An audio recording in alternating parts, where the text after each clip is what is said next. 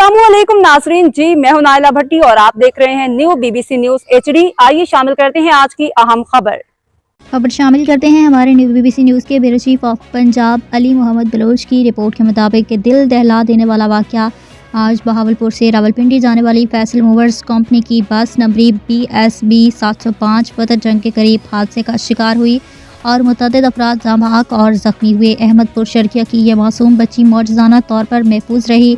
बदकिस्मत हादसा में इस बच्ची की माँ भी जल बसी। माँ ने इसको सीने से लगाया हुआ था। लोगों ने बच्ची को देखा तो सही सलामत थी, लेकिन ये रो नहीं रही थी बल्कि मुस्कुरा रही थी और अपनी माँ को अपनी छोटी छोटी नज़रों से ढूंढ रही थी।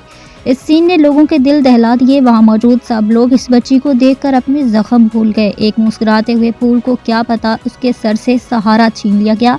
जिन कदमों में जन्नत थी वो माँ तो चल बसी। अल्लाह पाक इस बच्ची पर अपना खुसूसी रहम करे, इज्जत दे और सब बहन बेटियों को सलामत रखे। अब तक के लिए इतना ही। मज़ीद खबरों और अपडेट्स के लिए देखते रहें न्यू BBC न्यूज HD।